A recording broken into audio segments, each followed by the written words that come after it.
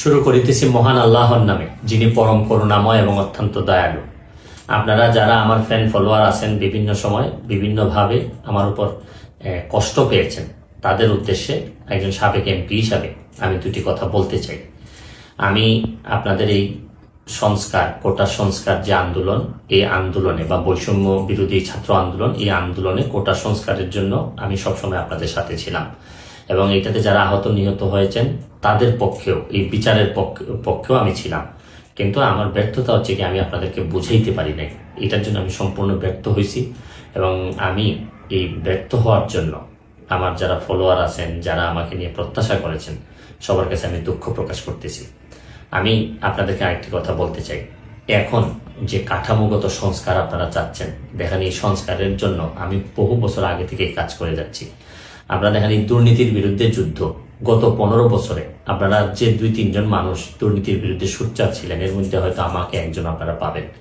আপনারা জানেন যে আমি এস আলমের বিরুদ্ধে নিজে বাদী হয়ে মামলা করছি টাকা পাচারের জন্য।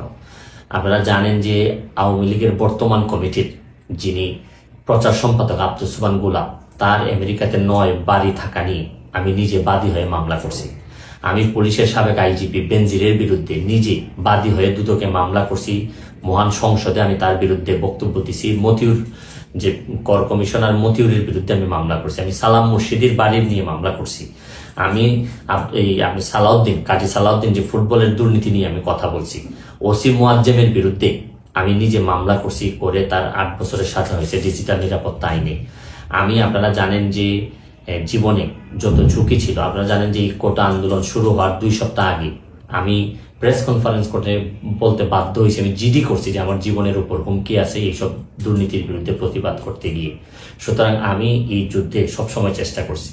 এখন আপনারা যারা যে যুদ্ধ শুরু করছেন, ছাত্র জনতার নেতৃত্বে যে যুদ্ধ, এই যুদ্ধে আমি মনে করি যে দুর্নীতির বিরুদ্ধে যুদ্ধ, এই যুদ্ধে আমি আপনাদের সবসময় আমি আপনাদেরকে দোয়া করি যে আমি যতদিন আসি চেষ্টা করে যাব দুর্নীতির বিরুদ্ধে এই যে যুদ্ধ, এই যুদ্ধে সবসময় শরীক থাকার আমার জায়গা থেকে আমি চেষ্টা করব। এই বলে আজকের মতো বিদায় নিচ্ছি। ভালো থাকুক আমার বাংলাদেশ, ভালো থাকুন সবাই। ধন্যবাদ।